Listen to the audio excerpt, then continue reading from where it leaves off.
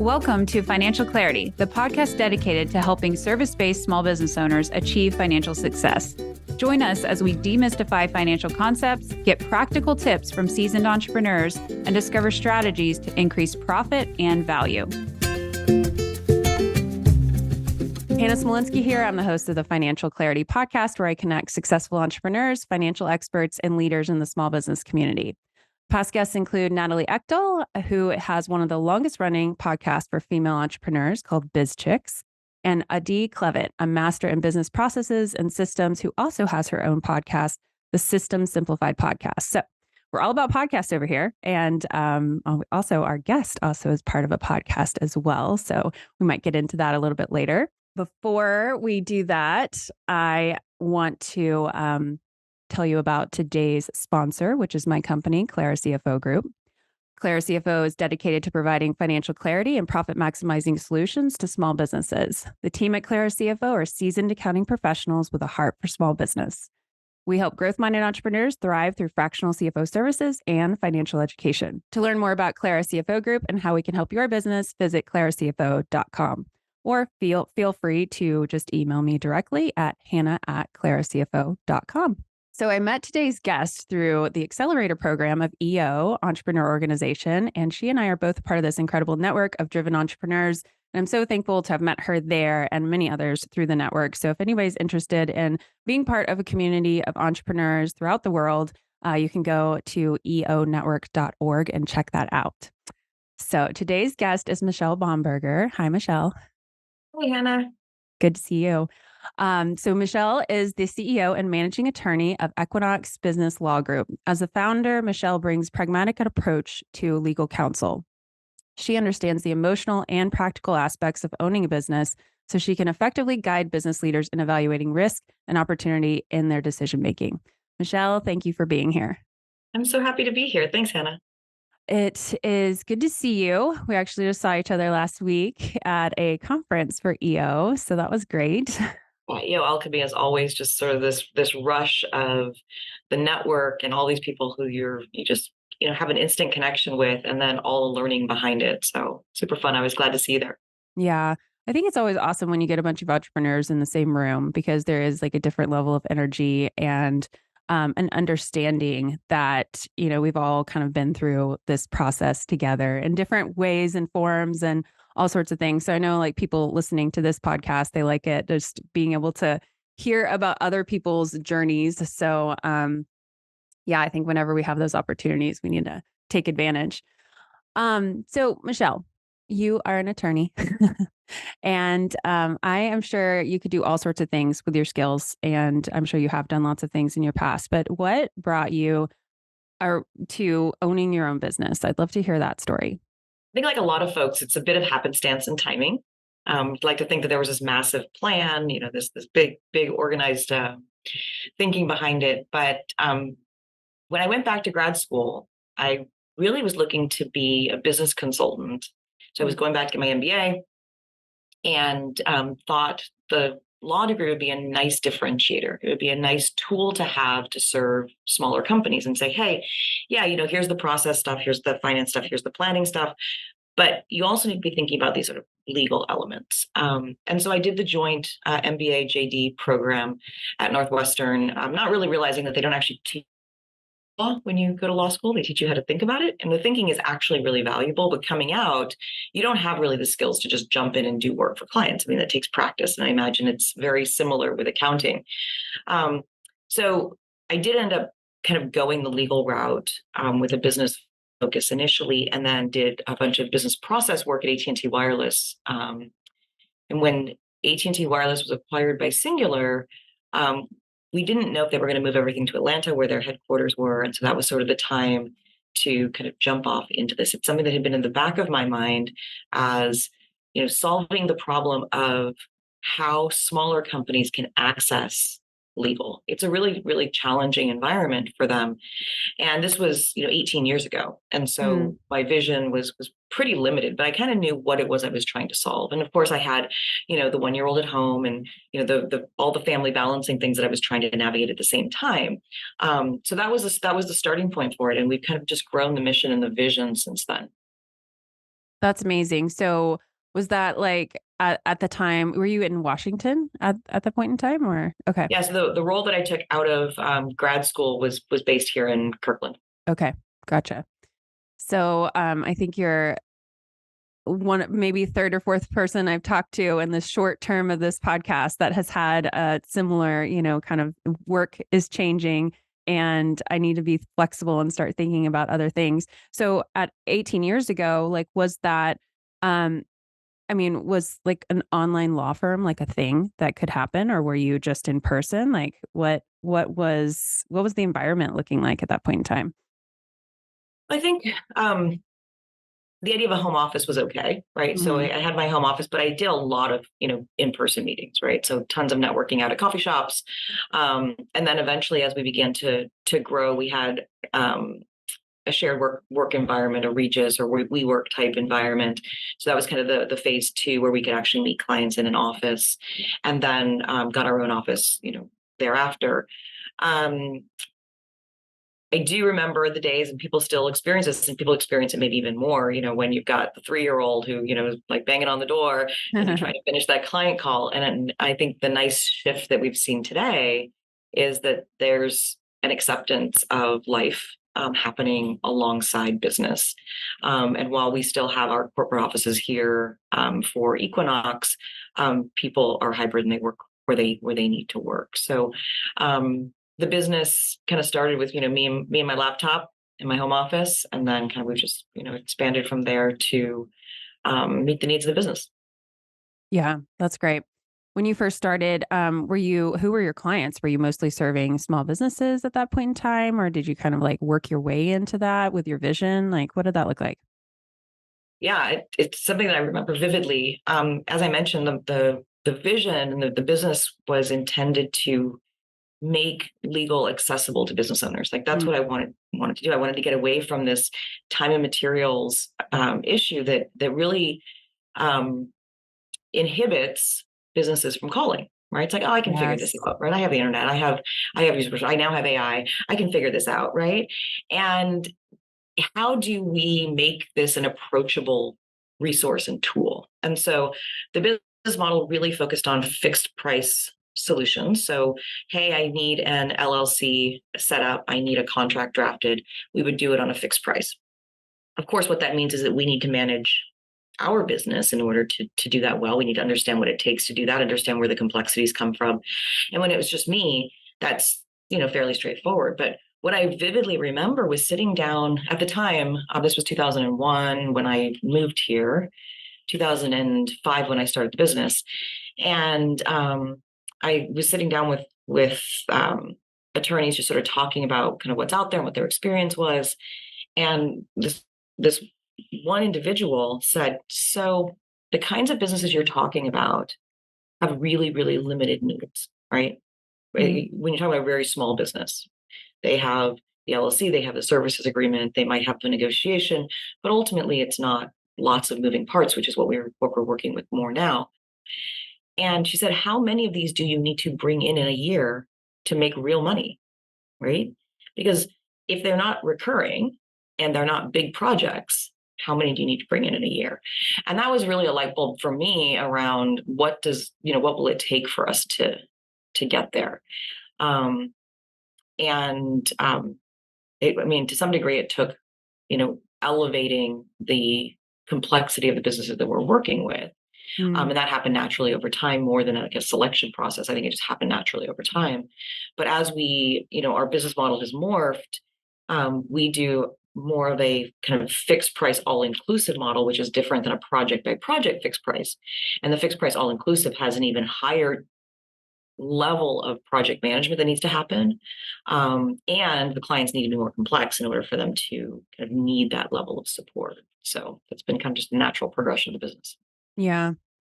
That makes a lot of sense because, if you're just turning like LLC documentation all the time, then you're going to have hundreds and hundreds of potential clients just to make, annual revenue numbers. So I can understand, um, the move and the shift. And that's really an interesting, smart strategic decision to kind of shift to be like, okay, where do we actually want to be? and how do we make that happen? Um, I wonder if you could explain your business model to us because when I first met you and I learned about it, it's really different than traditional law firms. And you talked about, or you kind of mentioned, the pricing structure. But how is your model different from a traditional, time and materials kind of law firm? It's worlds and worlds and worlds different. Yes. Kind of first and foremost, it is building a relationship with the client rather than a transactional engagement with clients. And that comes from, again, what are the problems that are out there? Why do people, business leaders specifically, not engage with legal? And yes, the time and materials is one piece. It gets very expensive very fast. Hmm. But the industry has not also promoted legal as a value add, right? Mm. This is something that, you call when you need it. And I'll asterisk that and come back to it. Um, but you're not looking at it as a value add to the business. It's very, very transactional. So the industry is, I think, has continued to perpetuate that in the way that we operate with this time and materials. Well, it takes what it takes, and you just pay for it. And the business often finds that they don't really get what they expected, or they don't know how to use what they get, and it's really complicated, and it's really risk focused, and it just doesn't meet their needs. And so that is the foundation of the model, is how do we solve those issues? So first and foremost, we're looking for companies that have a growth mindset. The leaders want to build a smart company for the future. They want strength, they want resilience, they want infrastructure. The business that's like, I've been in business for 25 years and never needed a lawyer, that's not our client.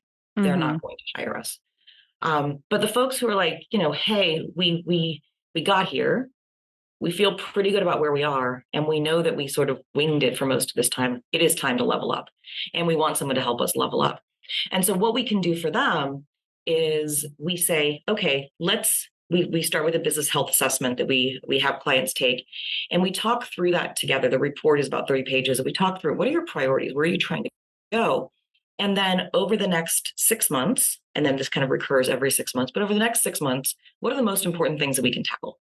Hmm. And by taking the lead on tackling them, that's a huge benefit right there, because we all know that these things are going to sit on the back burner, for eternity, unless somebody takes the lead. So we can help them get those things done.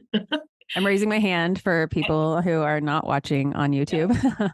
So we can help them actually get these projects done Yeah. with a partner who can kind of guide the process and the conversation. And we determine what those projects are. For some clients, it's 2 projects. For some clients, it's 10 projects over this period. But we also build in all of the unexpected that might show up. So we know that at any given month, you might have multiple contracts that need to be reviewed. You might have an employee that comes in and says, hey, I'm moving to Texas. I want you to, hire me there. You may have a cease and desist letter come in. All of that is the nuts and bolts and the firefighting of the day that augments the strategic planning and thinking so that we can build the company for the future. So there's a project plan that has a fixed price that's tailored to that business. And then we meet with the client every month. It's a quick, status. How are things going? What's new? What do we need to know? Here's where things are stuck. And then every 90 days, we do a little bit more of a deep dive. Okay, what's happening next? Where do we go next? And every 6 months, we just sort of renew the project plan to say what's next. And sometimes it's a lot less because we've already tackled all the big stuff. And sometimes it's more because we're doing some new things. And it just sort of floats with them. And they know that we are here for both the big and the small things to guide them down the path. Yeah. I love that because I feel like there are so many, especially in legal, this happens in accounting too. It's Yeah. very reactive. Client comes with an issue and then the service provider, reacts to that issue and gives you what you need for that moment in time. But both of our businesses had kind of flip that script and do like a proactive approach. And I think that it creates um, a lot more trust in the relationship. And then it also gives us like that value add that you're talking about. And, people can see you as actually a part of the team, and they actually are like, oh, this is not somebody that I'm penalized for sending an email to. They're a part of my team. I'm paying for a service, and like we can, work through questions and issues. And I really like that kind of like cadence of checking in too, because a lot can happen between a month and the next month, or like one quarter to the next quarter. So I really like the model. So that's a part of the reason I wanted to have you on the podcast, just so people can hear like how to think about things differently, really. Um, I imagine that you probably had a certain amount of trial and error as you were developing this model. Would you tell us a little bit about like, did you just come up with this like right away and it was all easy peasy, or what were some of the like roadblocks that you hit, or kind of I guess, what do you call them? Things in the road that are holes. Potholes. Potholes. What are the potholes along the way? Well, it continues to be a work in progress. So again, this is, you mentioned at the beginning, that I'm a lawyer. I lead with entrepreneur because what I'm really proud of is taking, a problem I see in the marketplace and saying, we can do better, right? The world can do better. Mm. And it continues to morph over time. So as I mentioned, when I first started, we were one of the big selling points was the fixed price. But it was a fixed price project by project, and not all projects can be fixed price, right? M&A deal, right? We know that there's pieces of it that can be predictable, but a lot of it's not predictable. Right. You look at any sort of contract negotiation, right? There's a piece of it that's predictable, but there's a piece that's not. So we always had some time and materials there as well. And in 2010, perhaps, somewhere in that time frame, 2010, 2012, we did a rebranding of the company prior to Equinox. It was Small Business Legal Services because I'm super not creative. And it was never going to be the Bomberger law firm because that doesn't help me at all. But we did the rebrand and we launched what we called the general counsel. And the general counsel model was this kind of an option. And again, kind of made it up. We knew some parameters about it, but we wanted to put it out there. The thing that was really interesting over, the last maybe 8 years till a couple of years ago was we would, for people who we thought qualified or were interested, we would offer both. Well, what we call a la carte, the time and materials, is always going to be less expensive, right? And because they're not familiar with this other thing, they don't know how it works. They're not used to having a relationship like that. Almost always they would default to a la carte because it's cheaper. And the way that they think of legal is an expense. And so we want to minimize that expense. And how do you demonstrate that value? Because the education and the learning curve as part of what we do is really steep because people have never seen this before, right? So, until about 2 years ago, 3 years ago, we offered both. And we decided to go all in a couple of years ago. Said, this is what we do. And we are, you know how hard it is to turn away clients, right? People come in and they're like, happy to hire you, but I don't want this thing. We're like, sorry, that's not us. And, there are certainly exceptions, and all of our current clients are kind of grandfathered into the old model. Eventually that will, kind of, I think, play itself out one way or the other. But by going all in, I think that was probably the biggest shift. So getting folks to understand it is a huge, obstacle that continues. I think our branding and marketing that we've invested over the last year and a half has been really strong and told our story. The business health assessment is a nice tool to put out there for people to see the kinds of things that we're thinking about. Like, why is your lawyer asking about your why and your purpose? Yeah. Because you know this from your world, right? Like, it matters to know where you're going. Absolutely. To build the infrastructure behind it. And then the last thing I'll mention that's just been a challenge for the business is an industry that is so commonly time and materials, to get the professionals in the organization to really understand the metrics. The metrics are very different than what most lawyers have seen before. And so we've built a project management team to do the kind of data analytics behind what's happening for any given client, because we have to manage profitability across this sort of 6-month project plan. Not by, every hour that's spent is profitable, right? Like it doesn't work that way in our business. And so I think figuring out those metrics, figuring out what this business should look like structurally, and then figuring out how to message that to the team has been an ongoing work in progress. Yeah, that makes a lot of sense, that like kind of controlling the labor and making sure everybody understands how that works is super important. Do you have any kind of tools that you use to help manage that internally? Any software tools or internally built? Yeah, I mean, data has been a huge obstacle for us because the software that we have used for um, CRM, it's timekeeping, it's invoicing, doesn't do the reporting we need for the way we run Yeah. our business. So we have been actively looking for something that's more of a project management software tool rather than your typical time and materials. Um, we have just begun some work to just integrate Power BI into our systems and trying to get some reporting, because one of the big challenges is that if the data, if the team doesn't have confidence in the data, then it's really hard for us to hold people accountable to those numbers. And because so much of it was downloaded from the system, manipulated the heck out of it, put it into some simple KPI dashboard, there's manual errors in that. And so all it takes is for someone to find, one error in it and be like, oh, well, it's not good data. Yes.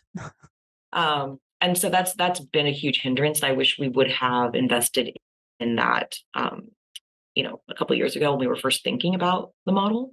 Yeah. So right now, we have QuickBooks, we have Clio is the tool we use for our. Okay. I was going to ask if you use something like Clio for your Yep, time we management. use Clio, and Clio um, was really great at the beginning. It worked for kind of what we did, but as we're trying to scale this business model, it just doesn't. We're we're finagling everything into it, and the Yes. reporting just doesn't do what we need it to do. So that's a shift that we'll make. And we use NetDocs for document management, and we use Teams for sort of your internal kind of comms, but nothing too fancy or sophisticated. Like Yeah. our Well, lawyers. that's kind of, I mean, using, because your business model is different than a lot of law firms, you don't have necessarily probably the software solution that's packaged for law firms to say, here's exactly how you manage your business. Where like Clio probably is great for more of a traditional law firm charging time and materials. I know I've paid through Clio for attorneys in the past, so I know that that's like one of the big ones, but when you're doing something differently and you want different metrics out of it, you got to be a little bit more creative. So, I know project management tools. I'm trying to think of like some of the ones clients have used. We have a client currently using Scoro, which is a profitability. I mean, they're able to do like all the time tracking and then profitability by client. I'm trying to think of the other one but that was kind of a new one for me, but there's I so haven't many heard out that one there. before. Yeah. The other thing that I'll add that we and you probably hear this from a lot of folks that are on the show is we implemented EOS, Yes. the operating system, about 3 years ago, and are trying to get more disciplined in applying that methodology to kind of everything we do. I think we've done an okay job over the last couple of years, but we're going back to having an integrator kind of come in and sort of help us beef up some of that infrastructure, because we were doing it okay on our own, but I think we're missing a lot of the discipline that we need in order to make it really work for us. Yeah. Yeah. For people who aren't aware, EOS entrepreneur operating system that has a pretty structured way of managing a business. So what was it? What were the pain points that you were feeling that made you decide to go and implement EOS? I think you sometimes kind of hear these hot topics, and Mhm. over the last couple of years, EOS has been sort of one of the hot things out there. Um, for me, maybe the most appealing piece was the ability to centralize issues. And so Hmm. one of and there's about 4 or 5 sort of core elements to EOS that are all necessary, which is what we're learning, that we missed this one over here. And so therefore it trickles down to be a problem elsewhere. But what we've done effectively is there's a weekly leadership, it's called an L10 meeting, and that is the place where the issues are posted. We use a software tool called 90, which is built for EOS. And so when someone on the leadership team has an issue, whether it's big or small, there's a place to put it. And so you end up not having all of these side conversations where people are being pinged in teams, and one person hears it over here, and then somebody trickles it down to here, and all of a sudden there's sort of this chaos because there's not a centralized message, and it's not clear whether that was a direction, or whether that was an idea, or whether that was just a brain thought. And so that, I think, has been incredibly helpful to bring a central place to go through stuff together once a week, rather than just pinging and bothering kind of people all day long with the things that happen to pop into your head.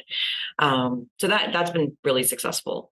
And then being able to come out of those meetings with action items that are clear. And then the other piece is the quarterly planning. So they have a quarterly planning meeting where the team determines what they call rocks for the year, for the quarter of the year, typically, I guess, the quarter.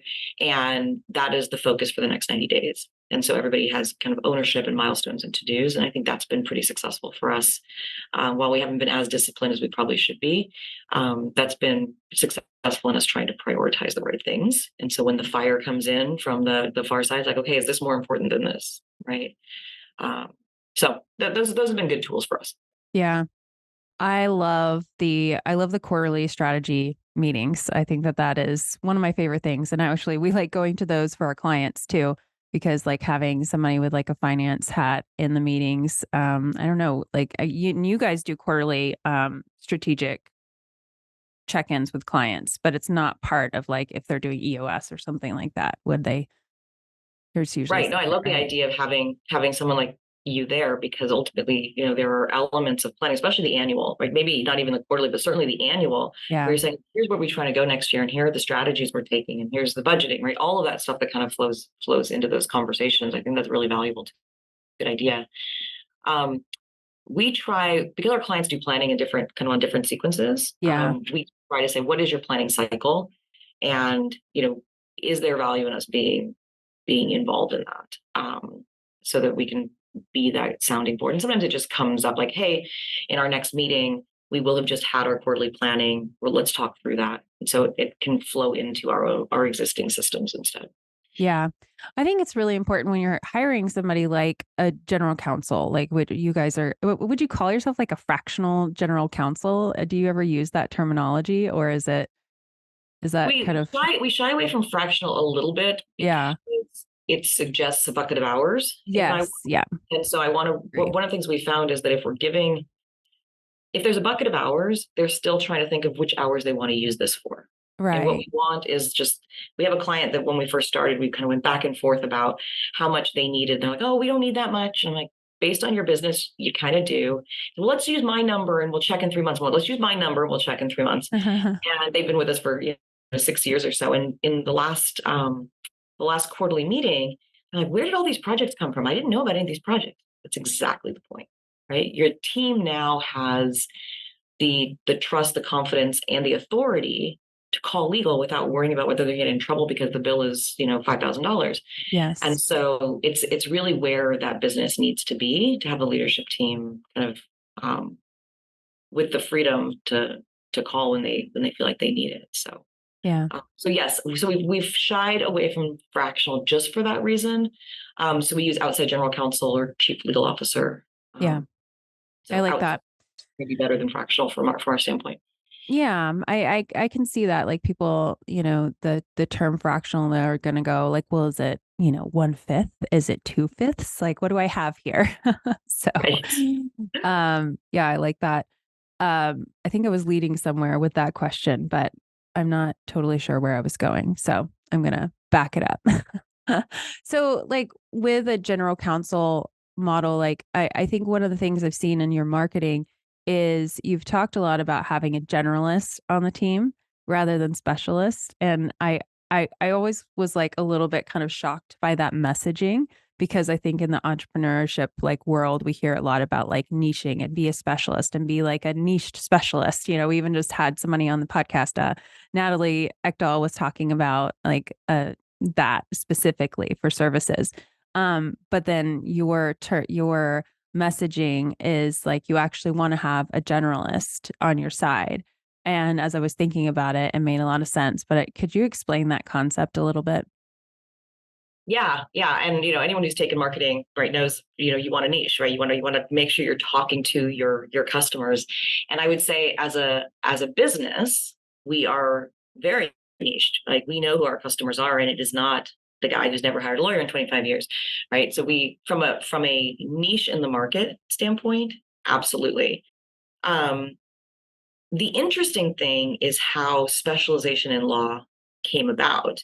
And without going into kind of the big long, story of it, it really came about to support the general counsel in larger companies. So as companies became more complex, they had all of these needs. They ended up kind of beginning to hire general counsels, who then would do some of the work, but mostly kind of bring in the needs, the specialized needs when they needed them.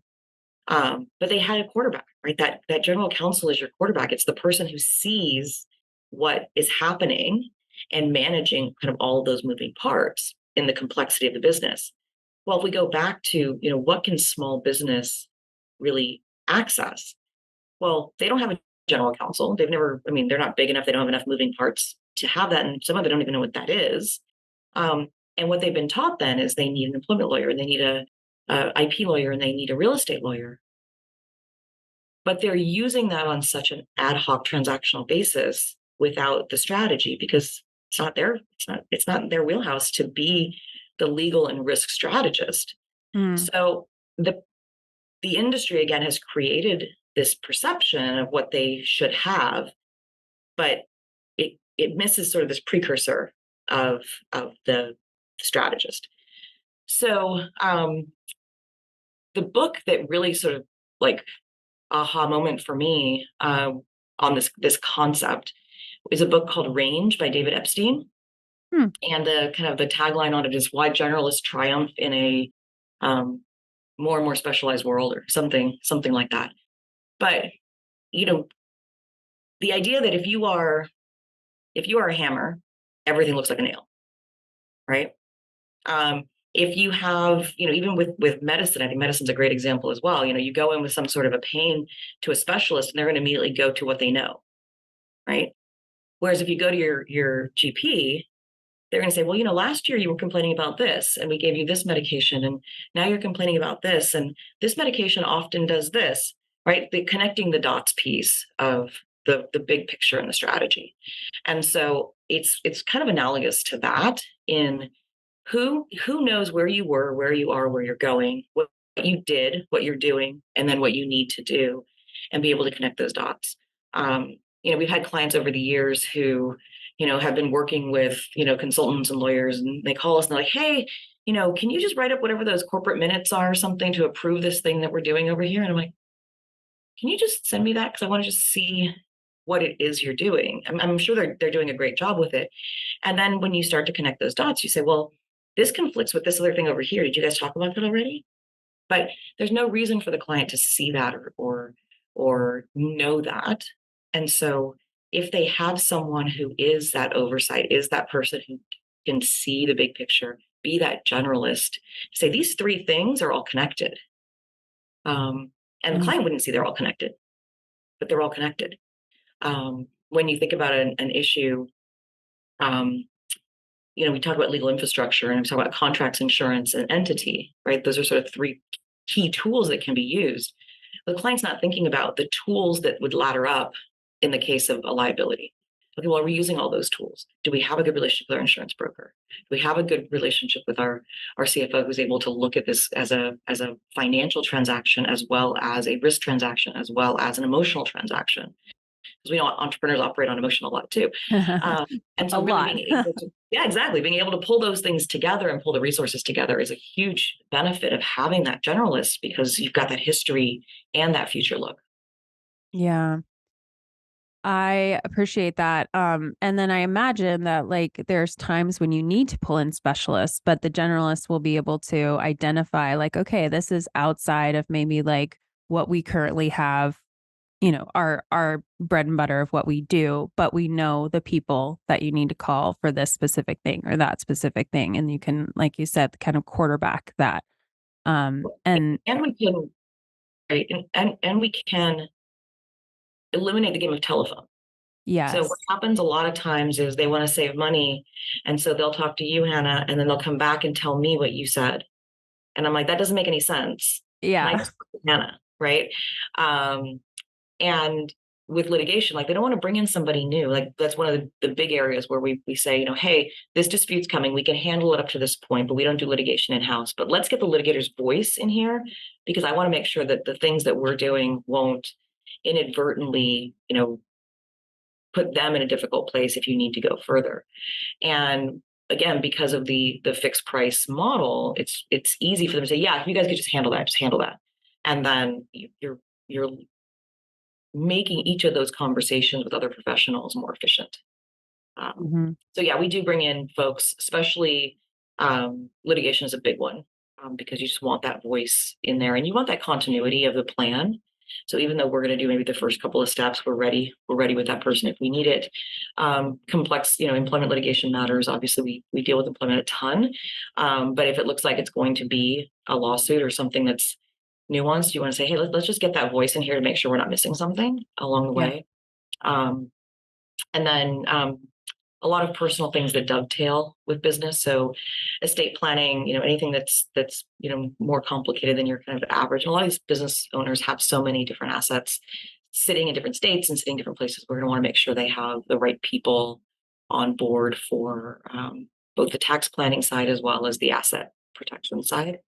So there are definitely areas, and we again build our network to be people that when we hear something and they're like, no, I don't have that person, that we have trusted advisors that we can bring in as well. Yeah. That's great. Um, Very, very smart overall. Thank you for sharing because I think like sometimes just how it all works on the back end is super helpful as people are thinking about their own business models and how they can think about things a little differently. Um, I'm curious about what's been one of the hardest financial challenges you've had as you've grown the business to where it is. It really has been the kind of last couple of years of trying to figure out how to scale the model, Hmm. um, and that I think takes a couple of different kind of critical elements that failed. I think one is I don't want to say the people side because that's not accurate, but it's really about how do we build the right metrics and the right tools so that the attorneys can be effective. As you know that there's a lot that's not in place. There's a lot of systems that aren't in place. There's a lot of templates that are not in place. There's a lot of things that we could do to be much more efficient in how we do our work, and that will put the attorneys doing the right work.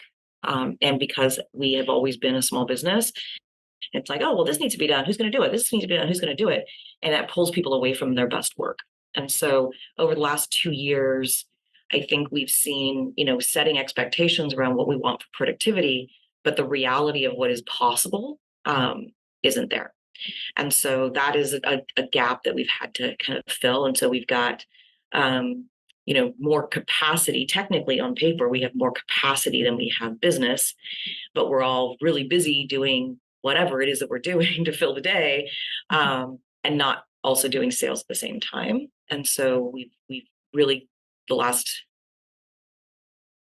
year specifically, less so this year, really got kind of stuck in how do we also find time to sell and do business development? Is our marketing good enough to tell the story? And then how do we ensure that the people that we have are doing their best work? And pulling as much as we can as part of the advent of the project management team is what are the things either on the sales and marketing side, on the administrative side, that shouldn't be sitting on the attorney's plates, should be sitting Yeah. elsewhere.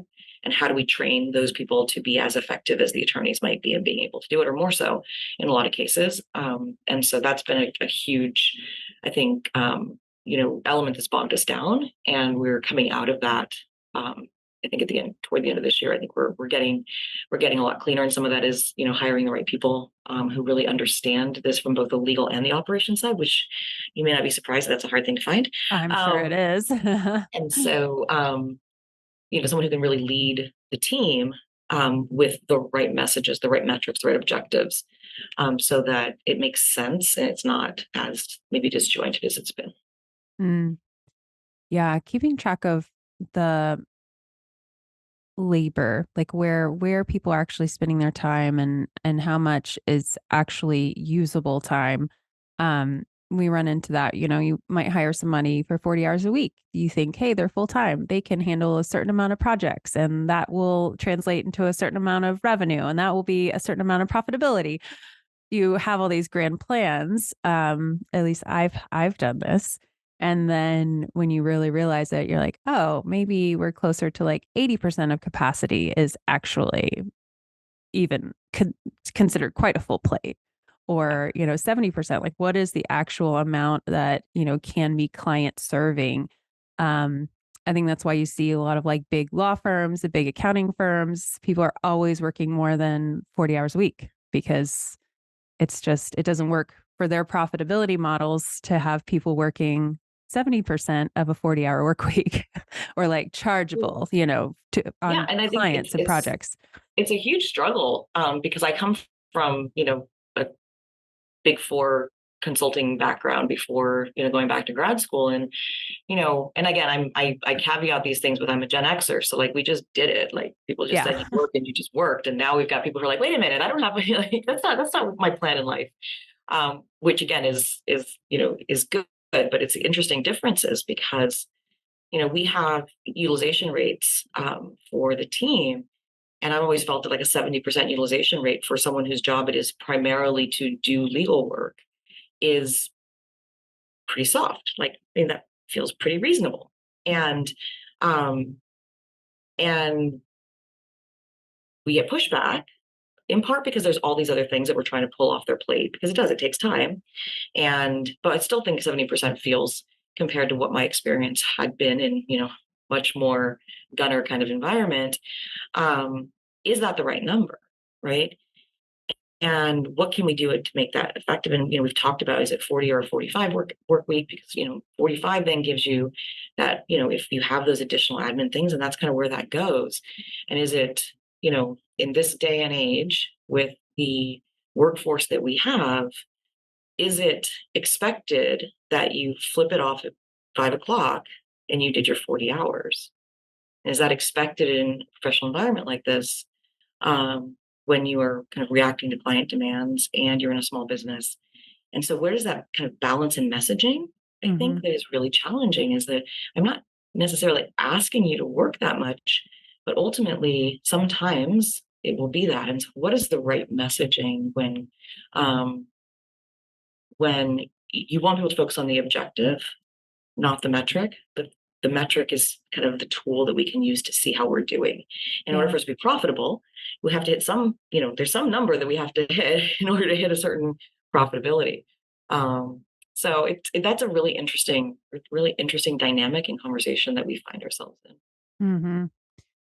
Yeah. So I think this kind of goes a little bit into like my next question, which is about like what KPIs are really important to you. Cause obviously you've talked about metrics a lot, and how, it's critical for running the business. So what are some of those numbers that you really want to see on a weekly or a monthly basis? Yeah, so utilization is something that we track, and we are tracking it, again, based on what other roles someone might have going on. We do a quarterly legal update for clients. And so the attorney that is monitoring and building that alongside our interns is going to have time during those weeks that, goes to that. So obviously this is not a be all end all. But so utilization is big and kind of where people are spending their time, so we can then determine if that's the right use and whether there's someone else who can do that to make people more efficient. Um, Number of general counsel clients is one of our metrics right now, because adoption is really important. So we're trying to not necessarily even focus on the revenue of each client, but just getting more adoption. So that's something we're watching and incentivizing. Um, top line and profitability are two others. And then within the project management team, we're also looking at capacity. And so the number of budgeted hours available in a week versus the number of hours that are tasked for the week, so that we can kind of reallocate projects as needed to the team members. Yeah, that's great. I think all of those, I mean, it makes so much sense, like in a business where labor is your biggest cost, that you have so many KPIs around like efficiency and utilization and you need enough clients to come in order to pay for all those people, and you need to have some capacity for continued growth. So yeah, those metrics all sound really awesome for the business and what it is now. So I have one last question for you. Before I ask it, I want to make sure to point people to your website, and that's equinoxbusinesslaw.com. So people can go and check you out there. But my last question is, like, who is a mentor that you've had, and what was their best piece of advice? I'm putting you on the spot because I didn't prep you for this one. I'm really grateful that early in my career, I had three women that I worked for that were all just really amazing mentors, leaders, in that they each gave me a unique opportunity to kind of step out of my comfort zone and grow. So less about kind of what they've said and more, I think, about just the kind of why not approach. Mm, And I think getting that at age, the first one was at age 24, maybe. Um, and she brought me along to a client project as an independent contractor. I started my own little business at that point simply to do this consulting work. And the being asked and that confidence that came from that.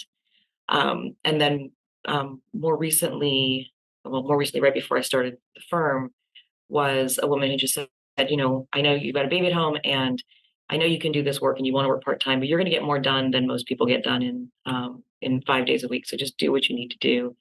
And then she was also the one who said, if not now, when, with respect to my business idea at the time that, mm, and so really just sort of that confidence building around, you can do this. Um, mm. and, and if you don't, and not explicitly, but if you don't try, then what, why not? Right. And Yeah. so I feel that both of them are folks that I go back to as inspirational in that regard. And my mom is probably the third example, and that is just someone who picked up at age probably, I don't know, 23, 24, and moved to Panama with her best friend from nursing school and took jobs with the US government there, spent 25 years there. And, you know, and then again, my dad died when I was really young. So she was a single mom, and like just doing it Mm. all and just showing that that's possible. Maybe not perfectly possible in our day and age, but based on where she was at the time, I think that was a role model um, that was foundational to kind of everything else ahead of it. Yeah. I love that. Take a leap, try it. Why not? I love it. Yeah. Um, well, Michelle, I know that you were talking to me in our little pre-show about a collaboration you're doing locally here with another HR consultant. So could you tell us a little bit about that so we can make sure Yeah. we can point people in that You, direction? yeah, you may know Shannon Swift at Swift HR. She's also an EO member, Yes.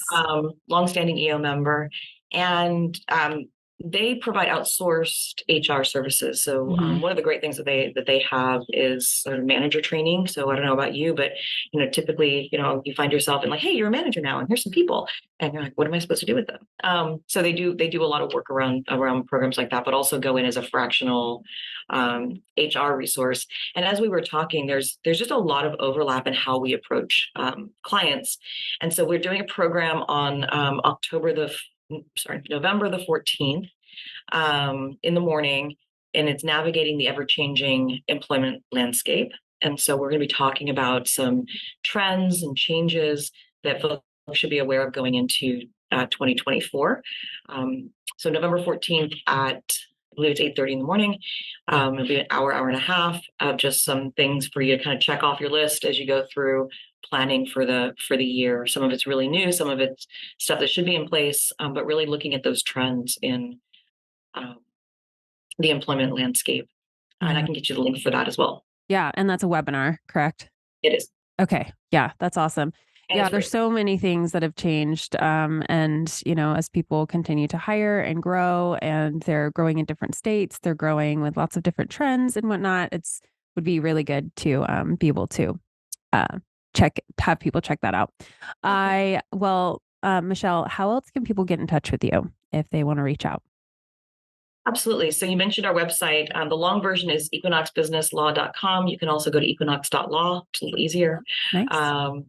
And we're very active on LinkedIn, and we have a great blog. We do legal updates on that blog all the time, and a newsletter that folks can subscribe to. If you want to reach me directly, I'm happy to kind of share a little bit more about kind of my journey, and that's Michelle at equinoxbusinesslaw.com. Awesome. All right. Well, Michelle, thank you so much for taking the time today. Thanks so much for having me. All right. See you later. Thanks for listening to the Financial Clarity Podcast. Be sure to check out the show notes to learn more about today's episode and click subscribe on your favorite podcast app.